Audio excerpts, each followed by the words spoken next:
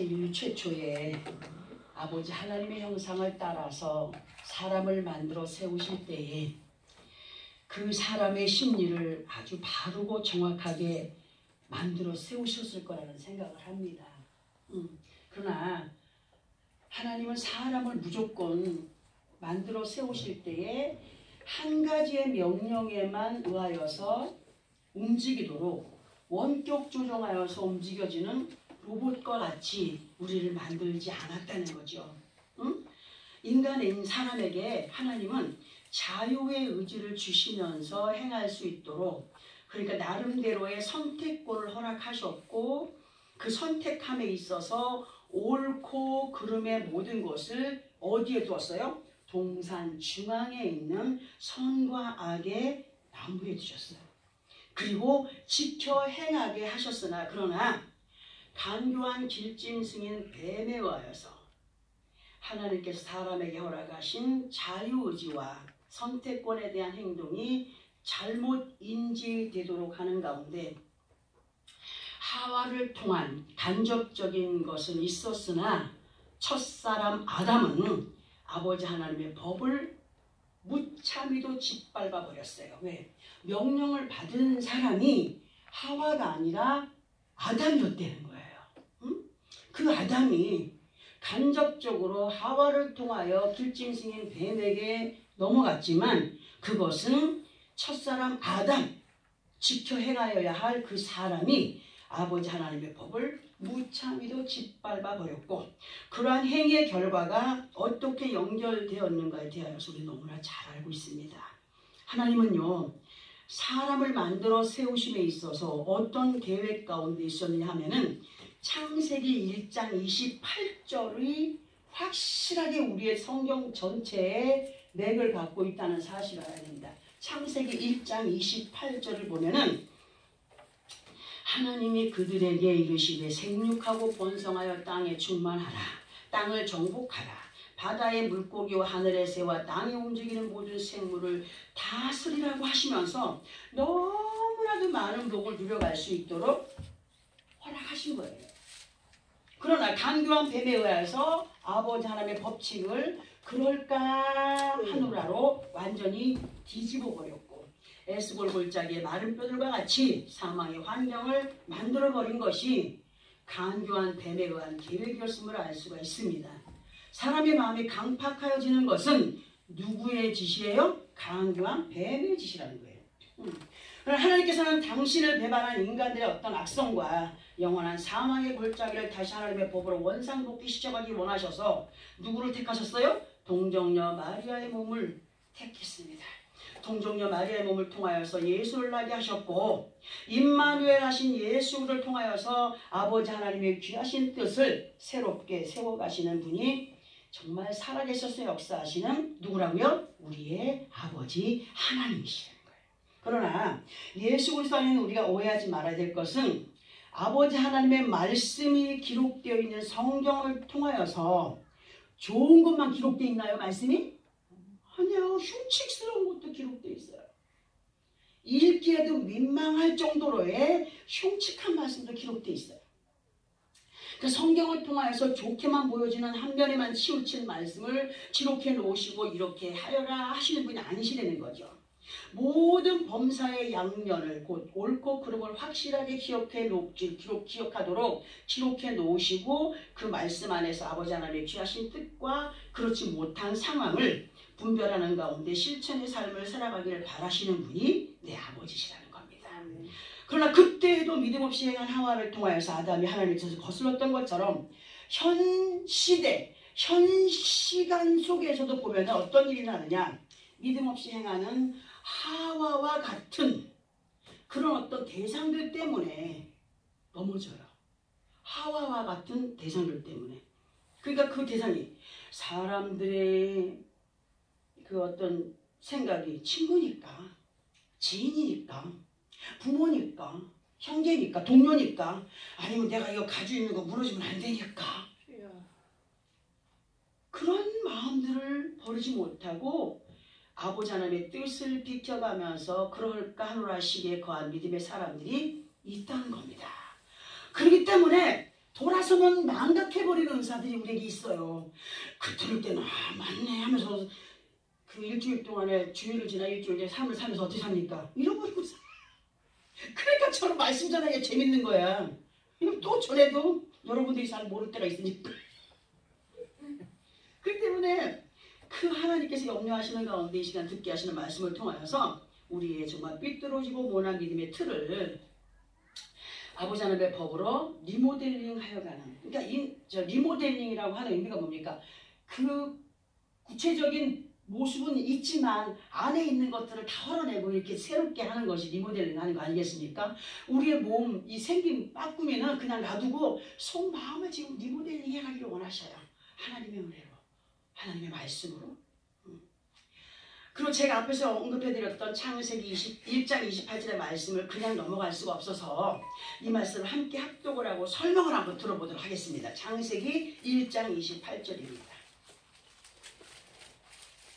창세기 1장 28절. 찾았으면 시작. 하나님이 그들에게 복을 주시며 하나님이 그들에게 이르시되 생육하고 번성하여 땅에 충만하라. 땅을 정복하라. 바다의 물고기와 하늘의 새와 땅에 움직이는 모든 생물을 다스리라 하시니라. 우리 창세기부터 말씀일 때 저기 읽어 내려갈 때 그냥 이거 읽어도 지나쳐 버릴 수 있는 그런 말씀들이에요. 근데 이 말씀이 얼마나 정말 믿음 안에서 기초적인 말씀인지 우리가 알기 위해서 설명을 들어봐요. 이 말씀은 그 옛날 아담에게 하셨던 말씀이었으나 그러나 하나님의 말씀은 어제나 오늘이라 무엇이다? 동일하신 가운데 선포되어지는 말씀으로 우리가 지금 합독한 이 말씀이 예수 그리스도 안에 있는 모든 믿음의 사람들을 향하여서 선포되는 말씀입니다. 그러나 특별히 이 시간에는 이곳에 함께하는 우리 각자들에게 듣게 하시는 말씀으로 설명을 드릴 때에 잘 듣고 이해를 하시기 바랍니다. 아버지 하나님께서 예수 그리스도 안에 있는 우리 모두에게 복을 약속해 주었어요. 그냥 무조건 복만을 약속해 주신 거 아니죠, 그죠? 복을 약속해 주시면서 부탁하시기를 뭐하라? 생육하고 번성하여 뭐하라? 땅에 충만하라. 땅을 정복하라 하셨습니다. 그리고 연결된 말씀이 바다의 물고기와 하늘의 새와 땅에 움직이는 모든 생물을 뭐하라고? 다스리라고 하셨어요. 다스리라고. 자 보세요. 성경에 기록된 모든 말씀의 내용을 보면은 내가 이렇게 약속했으니 어떻게 하라? 이것을 이루기 위하여서는 어떻게 하라고 하십니까? 믿고 행하여 이루어가는 자들이 되라고 부탁을 하시죠. 자, 마찬가지로 창세기 1장 28절의 말씀의 내용 또한 그러한 가운데 있는데 우리는 이 말씀을 이렇게 한번 들어봅니다. 하나님께서 예수 그리스도 안에 있는 모든 이에게 말씀을 통하여서 복을 주신다고 약속하셨어요. 근데 그 복이 무슨 하나만 이룰 그런 복이 아니에요. 하나님의 복은 포괄적이에요. 말할 수 없는 많은 제목들이 있다는 거예요. 응? 복을 주시며 이르시되 생육하고 번성해야 된다. 땅에 충만해야 된다. 땅을 정복해야 된다 하셨어요. 그럼 이 말씀에서 생육이라고 하는 단어의 의미를 보니까 너희가 말씀을 들었느냐? 그랬다면 그 약속의 말씀이 이루어질 수 있도록 어떻게 해라? 믿고 행하여 거는 것이 생육하는 거예요. 자라게 하는 거예요. 우리가 한 번 듣고 두 번 들으면은 인지가 되죠, 그죠? 한 번 들었을 때는 잃어버릴 수 있지만 인지가 돼요. 인지되어진 것을 믿고 행하여 가는 습관이 한 번에서부터 시작되는 거예요. 첫 번째부터 시작되는 거예요. 한 번에서부터 시작이 없으면 영원히 없는 거예요. 그 다음에 가도 재미가 없는 거예요.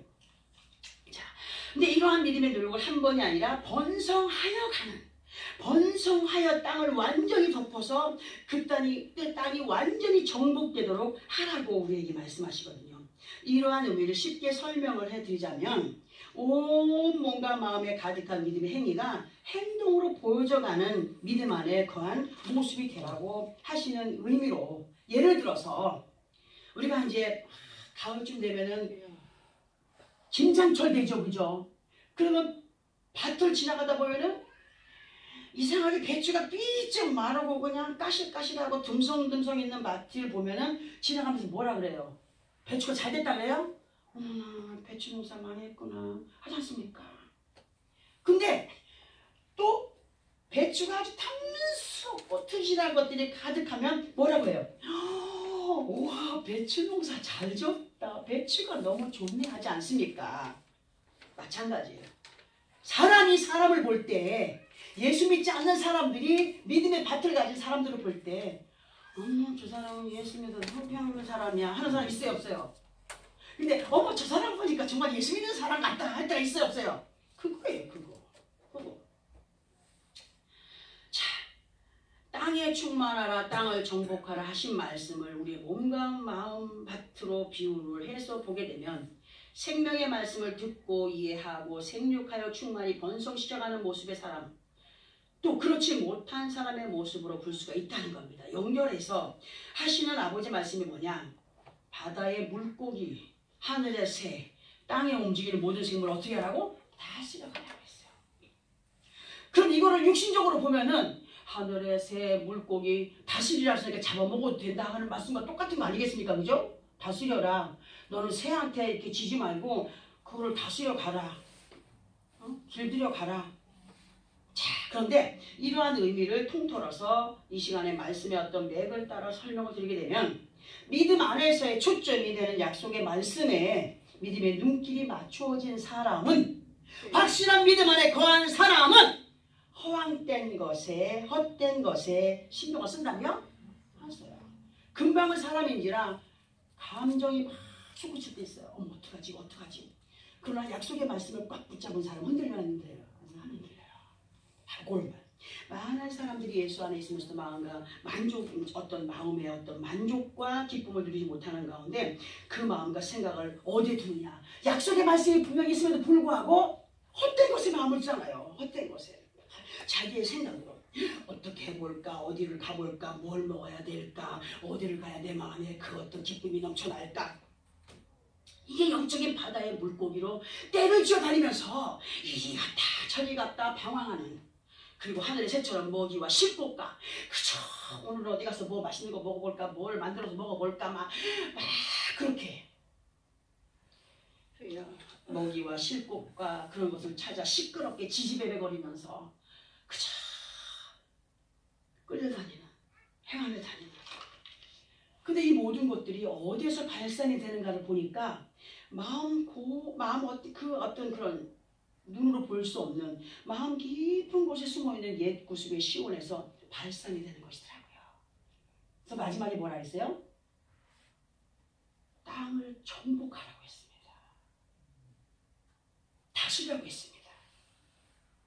하나님께서 땅에 움직이는 모든 생물을 다스린 자가 되라고 하셨어요. 하나님은 사람의 감추어진 속마음을 뭐하는 분이라? 감찰하시는 여호와라. 예수 그리스도 안에 있는 믿음의 사람들이 모든 생각과 마음이 아버지 하나님의 약속에 맞추어진 자들로 세상을 이겨 승리하는 자들 될 때에 우리가 그 말씀을 생육하여 번성하여 갈 때 땅에 그 모든 것이 하나님의 약속으로 가득 차 있으면 그거밖에 안 보여야 될 거 아니에요. 그만 봐야 돼요. 근데 그걸 뚫어서 그냥 이걸 몰라 하고 저걸 몰라 하고 헤쳐나가려 하고, 하나님의 말씀을 따라 마음을 다스려 정복해가는 자가 하나님의 약속의 법을 이뤄갈 수 있다고 하십니다. 사람들의 대부분은 복이라고 하면은 뭘부터 생각해요? 돈이 많아야 복 받은 거라고 생각해요. 아니요, 난 그렇게 생각 안 합니다. 돈이 많아도 마음이 안 편한 사람이 있어요. 금부치가 많아도 마음이 안 편한 사람이 있어요. 왜? 밖에 나가면 누가 우리 집에 들어가지고 뭐 가져가지 않았나, 뭐 하지 않았나 걱정되잖아요.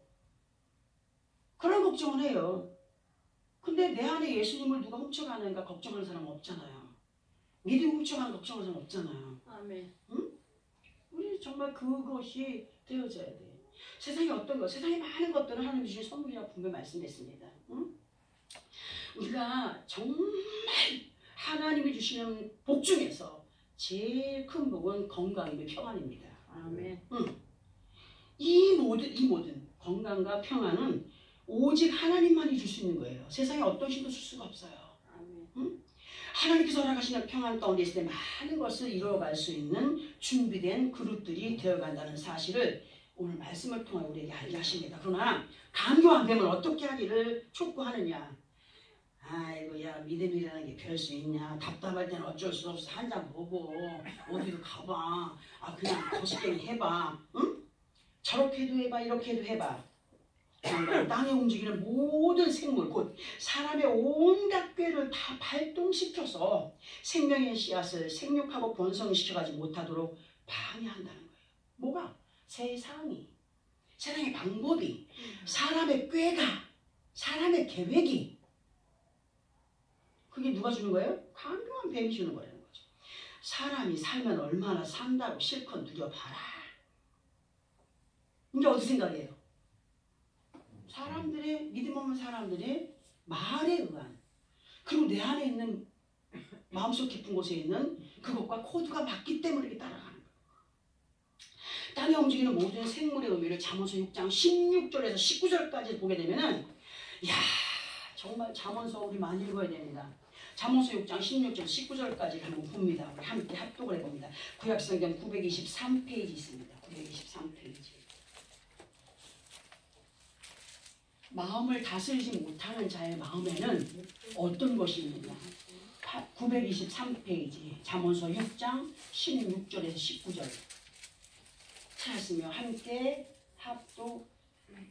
구약성경 923페이지 성경책 제일 중간에 시편이 있습니다. 시편 다음에 잠언서입니다. 찾았으면 함께 합독합니다. 시작. 여호와께서 미워하시는 것 곧 그의 마음에 싫어하시는 것이 67가지니 곧 교만한 눈과 거짓된 혀와 무지한 자의 피를 흐르는 손과 악한 계교를 꾀하는 마음과 빨리 악으로 달려가는 발과 거짓을 말하는 망령된 증인과 및 형제 사이를 미간하는 자이니라. 이것이 어디서 나오는 거라고요? 사람 마음속에. 하나님께서 이러한 마음을 다스려가지 못하면은 악한 자라고 하죠. 자, 그런데 이러한 사람의 모습에서의 특징이 뭐냐면, 자, 잠언서 6장 12절에서 14절까지를 또 함께 합독해 봅니다. 시작. 불량하고 악한 자는 구부러진 말을 하고 다니며 눈짓을 하며 발로 뜻을 보이며 손가락질을 하며 그의 마음에 패역을 품으며 항상 악을 꾀하여 다툼을 일으키는 자라. 이거 얼마나 무서운 겁니까? 따로 설명드리지 않겠습니다. 따로 설명드리지 않아도 너무나 잘 알도록 기록된 말씀이에요.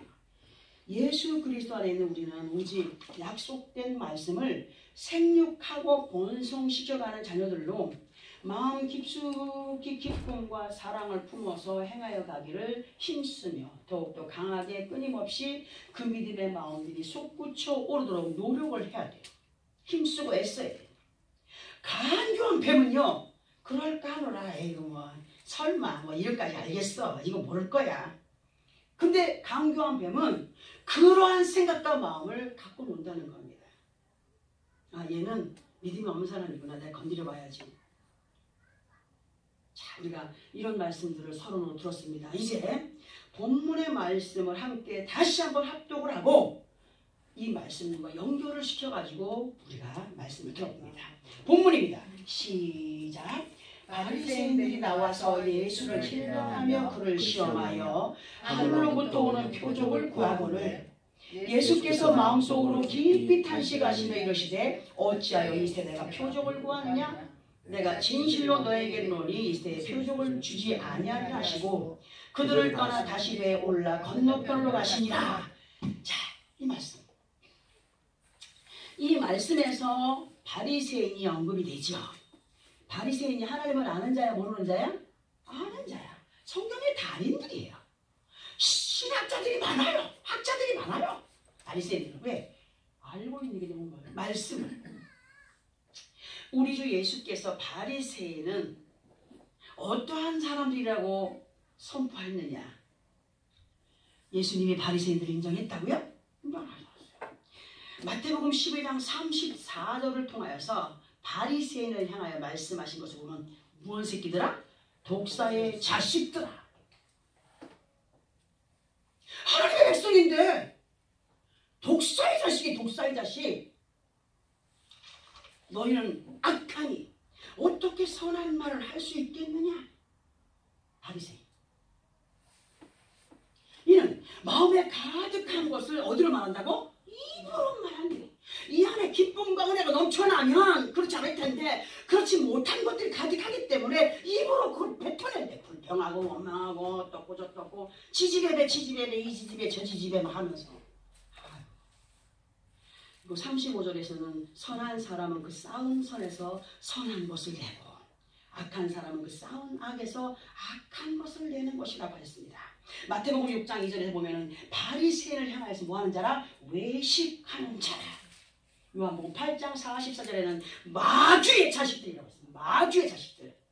하나님의 자녀들한테 마귀의 자식, 독사의 자식, 외식하는 자, 배칠한 무당 같은 자. 바리새인들의 믿음의 모습을 보면 말씀의 순종보다도 어디에 치우쳤어요? 형식에 치우치고. 나는 이러한 사람이야. 나 이만큼 배웠어. 내가 하나님 말씀 이렇게 알고 있어. 아는 만큼 행해야지. 맞아요, 안 맞아요? 외식주의자, 권위주의적인 특권의식에 빠져있는 착각주의자들. 절대로 우리는 착각에 빠져있지 말아야 됩니다. 응?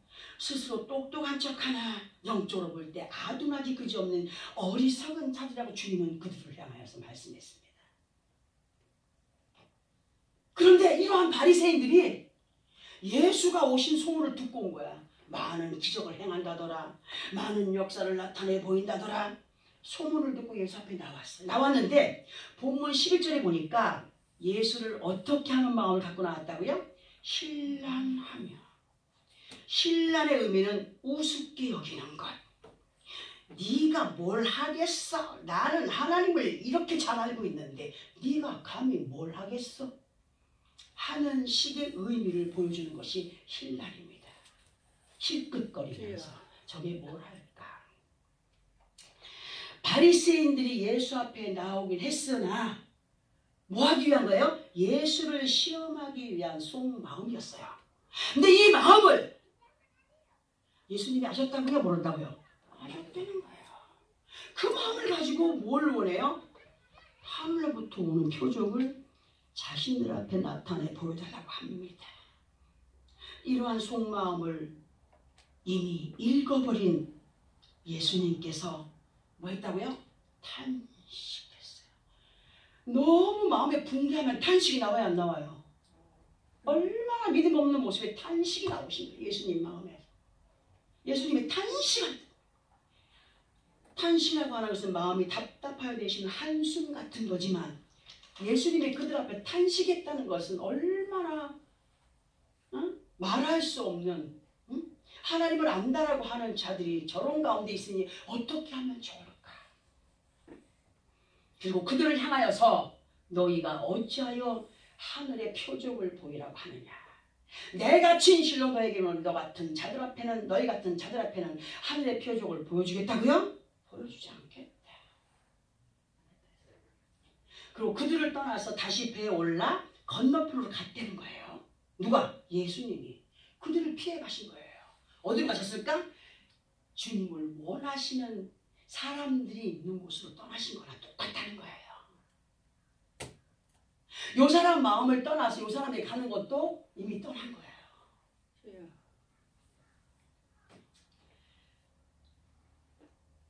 우리는 이 말씀에서 이 바리새인들을 그때의 바리새인으로 생각하지 말고 현 시대 우리들 가운데 생겨라도 우리 자신들이 아버지 앞에나 예수 앞에 바리새인 같은 마음을 가지고 행하거나 있지 않도록 하고자 하는 겁니다.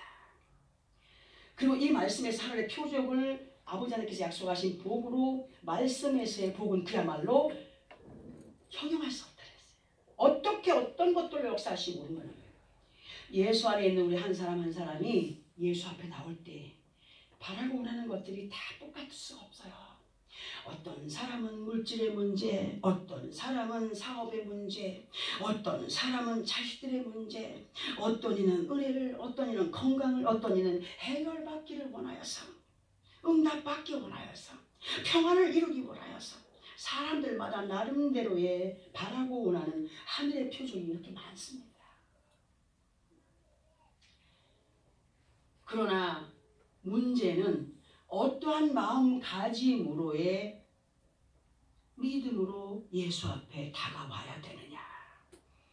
혹시라도 우리가 주님의 마음에 탄식거리가 되는 생각과 마음을 지금 갖고 앉아있지 않는지 돌아봐야 된다는 겁니다.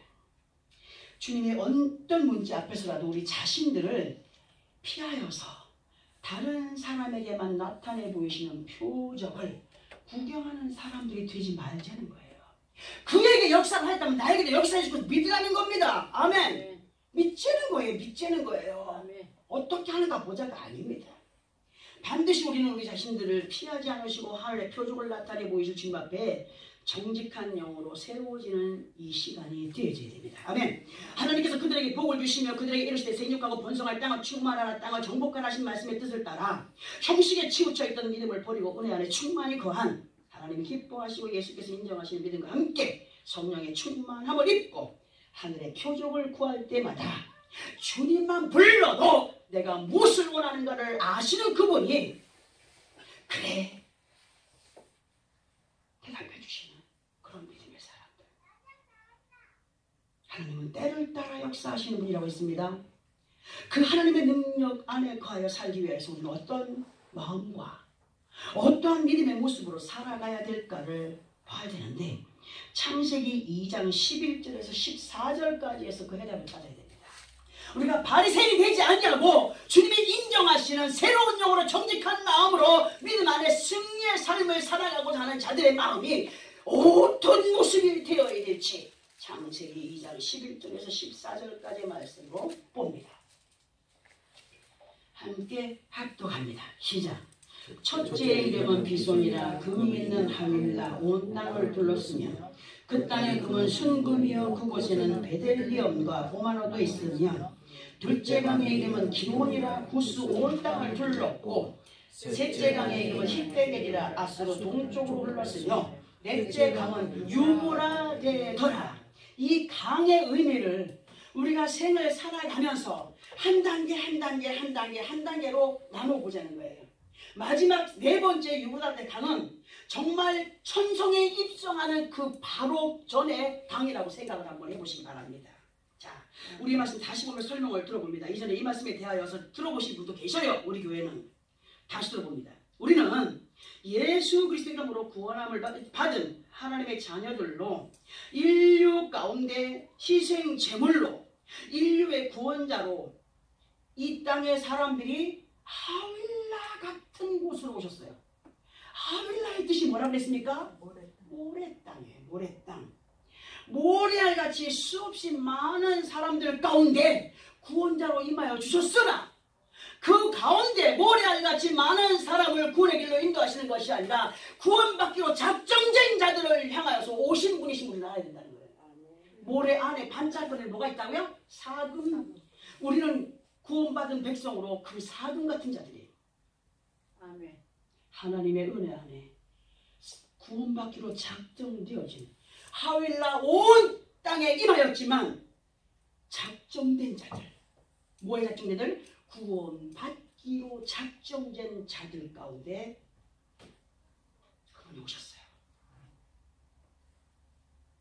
그리고 그분은 한 번으로 구원의 길로 인도하신 것이 아니라 온전한 유브라데 강까지 인도하시고 천국의 입성까지 우리를 도우시기 원하여서 누구를 보냈어요? 보혜사 성령을 보내신 것입니다. 인류 안에 사람이 많아도 모래알 속에 사금처럼 구원받을 자가 따로 있었고 우리가 그 중에 한 사람들이었음을 기억하시기 바랍니다. 그리고 예수의 이름으로 구원의 반위를 세움받은 귀한 믿음의 사람들은 많은 시간들 속에서 온전한 믿음이 되어져 가야 돼요. 곧 순금이 되어져야 돼요. 순금. 자, 그러면 광산에서 금을 캐냈어요. 금방 값어치 나가는 금이 됩니까? 아니잖아요. 어디 들어가야 돼요? 용광로 속에 들어갔다 나왔다 들어갔다 나왔다 해야 이물질들이 빠지고 순금만 나와. 우리가 살아가는 과정 속에서 훈련이 있어요 없어요? 연단이 있어요 없어요? 시험이 와요 안 와요? 옵니다. 왜 그렇습니까? 우리 안에 이물질들을 빼내시고 정금을 만들어 가시기 원하시는 하나님의 뜻이 있다는 거예요. 순금이 되어가야 됩니다. 정금 같은 믿음 안에 우리가 거하기를 원하여서 우리를 훈련해 가시는 분이십니다. 예수 안에서 온전한 믿음 안에 세워지기까지 연단의 시간을 잘 거쳐가야 돼요. 잘 거쳐가야 돼요. 이러한 믿음 안에 있는 우리를 베드로전서 2장 9절에서 너희는 택하신 족속이요 왕같은 제사장들이요 거룩한 나라요 그의 소유된 백성들이라 말씀했습니다. 정국 같은 믿음으로의 삶이 그 다음에 뭐라 그러세요? 베델리엄 되는 베델리엄. 베델리엄이 되어야 되는데 이 단어 하나하나를 여러분 잘한다면 여러분들 성경 보는 눈이 열려버립니다. 베델리엄의 뜻이 뭡니까? 진주라고 했어요. 진주. 자, 그러면 진주가 가지고 있는 의미는 뭡니까? 인내입니다. 인내. 왜? 조개류 안에 모래알이 하나 들어갔어. 이물질이 들어가면 우리 손에 가시 하나 박혀도 아프잖아요. 조개 몸에 모래알이 하나 박히면 아파요, 안 아파요? 아프니까 이거 왜 아프게 해? 나를 왜 이렇게 아프게 해? 속상하냐고 스트레스 받으면 조개가 죽어요, 안 죽어요? 죽겠죠? 근데 어떻게 했어요? 자기의 진액을 뿜어내서 그걸 감싸지 않습니까? 우리에게서 어떤 아픔이 오고 괴로움이 오고 하면 불평하고 원망할 것이 아니라 그 모든 것들을 주의 사랑을 가지고 감싸야 돼요. 감싸 안아야 돼요. 이겨가기 원하여서 노력해야 돼요. 그 인내에 조개 알 쪽에 박힌 모래 하나 때문에 자기의 모든 진액을 빼내어서 덮고 하니까 뭐가 됐어요? 진주가 됐어요. 어떤 시간 속에서? 인내의 시간을 통하여서. 우리에게 인내하라고 말씀하지 않습니까? 성경을 통해서 인도인은 인내해야 된다. 인내해야 된다. 인내가 없이는 하나님의 뜻을 이룰 수 없다고 말씀하지 않습니까? 응? 많이 아플 텐데 그 아픔을 참고 자신의 진액을 덮고서 오랜 시간이 지난 것에 열매가 진주이듯이 예수를 믿는 믿음 안에서 인내의 시간을 견디지 못하면 아름다운 12 진주문을 통과할 수가 없어요. 진주가 베들리엄인데 베들리엄에는 뭐가 있어야 돼? 인내가 필요해요. 살아가는 동안 12 진주문을 거쳐가는 과정을 우리가 어떠한 믿음으로 거쳐가고 있습니까? 그렇기 때문에 믿음 안에서의 인내, 그리고 인내 속에서 조각된 모습이 하나님이 기뻐하시는 모습으로의 승화가 누구에게 책임이 있어야 된다고? 우리에게 있어야 된다고. 내 자신에게. 그리고 인내의 시간을 감사함으로 이겨가야 베델리엄이 된다는 거죠. 확실하게. 그리고 그 다음에 뭐라고 했습니까? 12절에서 호마노라는 단어가 나옵니다. 호마노. 호마노는 홍띠를 두른 보석입니다. 홍띠를 두른 보석은 그 옛날 제사장들의 옷에 붙여지는 보석들이었어요. 우리들에게 있어 호마노의 의미는 뭐냐? 왕같은, 아까 제가 말씀드렸죠? 너희는 왕같은 제사장이여 거룩한 백성이 하지 않았습니까? 그죠? 호마노의 의미는 왕같은 제사장으로의 모습으로 홍포를 두른 예수님 사진 보였습니까? 안 보셨습니까? 보셨죠? 홍포라는 것은 이사야 63장 1절에 보면은 부와 권력의 상징이 되지만 우리에게 있어서 호마노의 의미는 만왕의 왕 되신 예수 그리스도 함께하는 믿음의 제자들의 삶이 되어야 된다는 거예요. 예수님은 죽기까지 믿음을 지켰습니다. 그래서 우리 죽기까지 믿음을 지키라는 겁니까? 나 생각도 못 지켜가지고 그냥 간다고 한다 맞잖아요. 예수님을 닮아가는 모습의 삶이 되어야 된다는 겁니다. 응? 믿음의 권위를 지켜가는 것, 믿음의 본을 보여가는 모습의 사람들이 되라고 하신 걸 연결해 볼 수가 있다는 거죠. 그만의 의미를. 그리고 13절에 보니까 중요합니다. 이 말씀. 둘째 강의 이름은 기온이라 하셨습니다.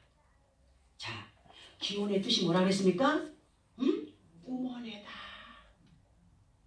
화산에 가면 거기서 뭐가 뽀글뽀글 올라오죠. 기포가 올라오죠. 왜 그래요? 화산이 폭발할 것을 준비하고 있는 거예요. 뿜어내는 거. 그럼 예수 믿는 사람 안에서 뭐가 뿜어져 나와야 될까?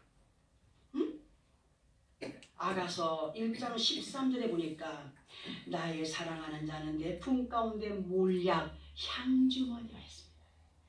몰약 향주머니. 그 말씀을 인용해 볼 때 우리가 뿜어내야 하는 것은 누구의 향기예요? 그리스도의 향기예요. 믿음의 향기예요. 꾹 누르면 아파! 감사합니다. 나도 그렇게 안 될 때가 있거든요. 사람이 감정을 가진 동물이라서요. 꾹 찌르면 뭐 이런 게 다 있어 하고 덤빌 때도 있어요. 근데 그래도 향기를 담은 게는 향나니라. 향주머니로 입만 열면 감사, 입만 열면 칭찬, 입만 열면 찬양, 입만 열면 주님, 입만 열면 기쁨이, 감격이 뿜어져 나와요. 근데 이런 것들이 좋을 때만 아니에요. 구스 온 땅을 둘렀다고 기록하고 있거든요. 구스라는 말 들어봤죠? 단어 성경 안에서 구스 무슨 뜻입니까? 어둡다, 어둡다. 예수 안에 있을 때 좋은 날만 있을 수 없잖아요. 세상 사람들하고 똑같아요. 나쁜 일도 있을 때가 있어요. 그게 영적인 구수예요. 모든 범사 가운데 있어도 향주머니에서는 좋은 향기만 납니다. 향수는 향수 냄새를 풍깁니다. 예수 그리스도 안에 있는 사람들은 그리스도의 향기가 나야 됩니다. 이러한 가운데 주님 앞에 서는 그날까지 지켜줘야 될 것이 뭐냐? 14절에 셋째 강의 이름 뭐라고요? 히데겔이라. 히데겔이라고 하는 단어의 뜻은 뭐냐? 큰 강입니다. 히데겔에 대해서 너무 잘 알죠? 다니엘이 히데겔 강가에서 세마포 옷을 입고 허리에는 우바스 금을 띠고 나타나신 하나님의 사자를 봅니다. 만납니다. 그때 다니엘이 고백하는 말이 있습니다. 자기 자신은 죽어 썩어진 듯한 모습이라고 고백하지 않습니까?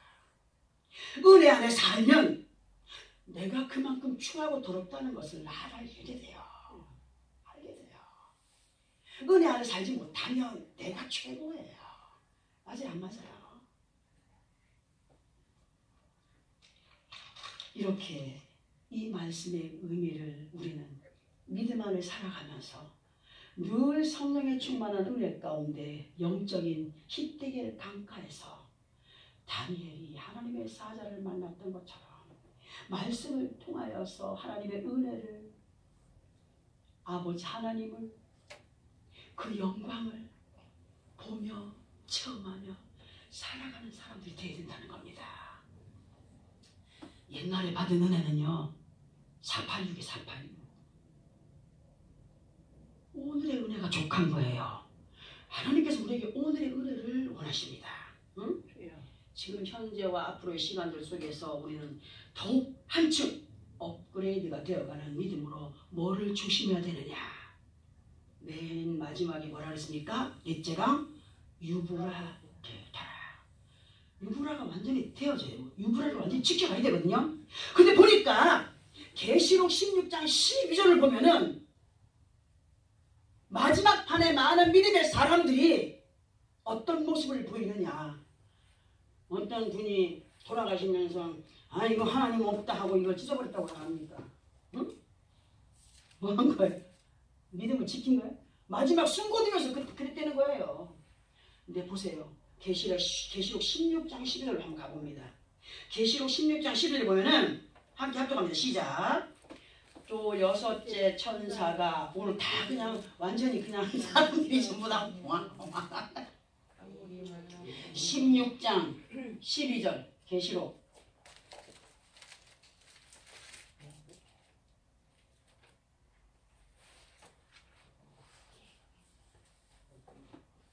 계시록 16장 12절 중요한 말씀들이라 다 찾아서 함께 합독해야 돼. 말씀 함께 합독합니다. 시작.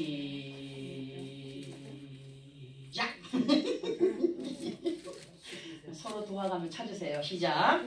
또 여섯째 천사가 그 대접을 큰 강 유브라다에 쏟음에 강물이 말라서 동방에서 오는 왕들의 길이에 되었더라.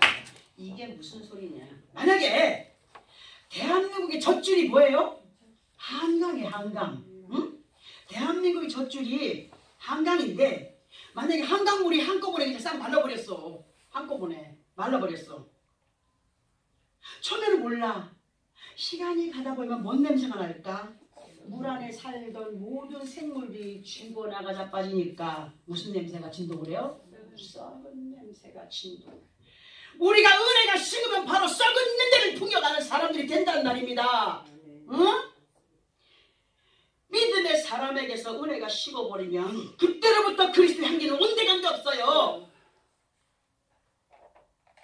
사람의 방법을 따라서 가게 되기 때문에 인간의 악한 냄새를 풍기고 다니게 됩니다. 행동합니다. 그렇게 말합니다. 사람들이 볼 때 저것도 예수 믿는 사람일까 합니다. 누구의 영광을 하려는 거예요? 이러한 모습이 동방에서의 왕들을 불러들인 겁니다.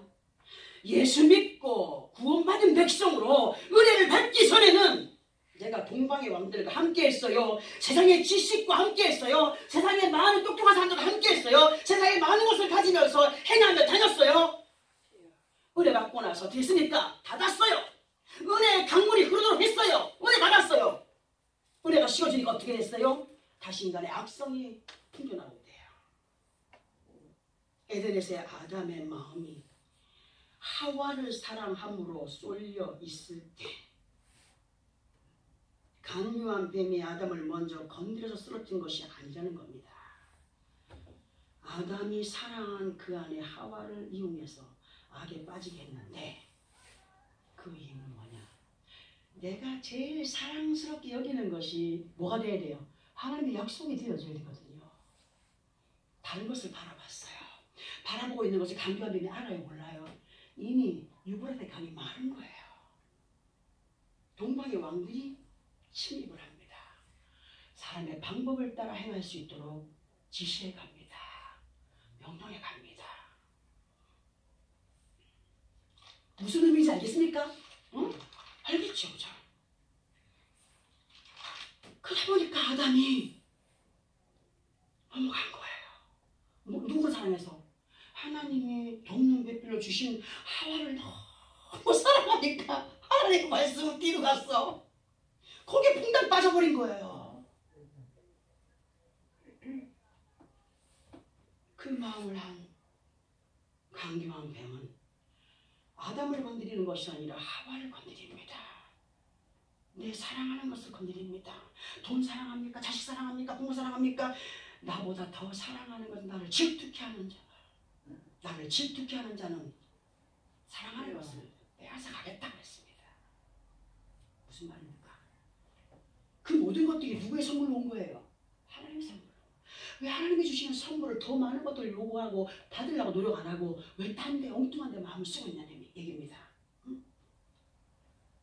우리가 믿음 안에 살아가고 있으면서도 사랑하고 순종해야 될 아버지 하나님 앞에서의 모습보다도 무엇이 우리에게 있어서 하와로 자리를 잡고 있느냐? 뭐가 잡고 있습니까?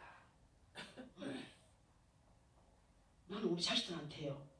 엄마가 목사가 엄마가 내 엄마가 소리 들어왔습니까?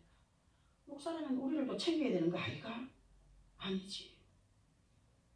나는 하나님께서 맡겨준 양떼를 보살펴야 될 책임을 가진 사람. 자식도 내 양떼라. 아멘. 그런 소리가 들어왔어. 눈물 나죠. 후회하지 않습니다. 그것이 하와입니다. 하나님의 법보다 다른 것을 따라가는 것이 하와입니다. 내가 너 지금 사랑하는 것이 무엇입니까? 어느 때는 우리 손녀딸이 보고 싶으면 저는 다윗을 생각합니다. 왜?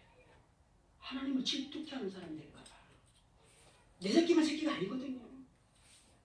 내게 주어진 양떼들이 나의 자녀입니다.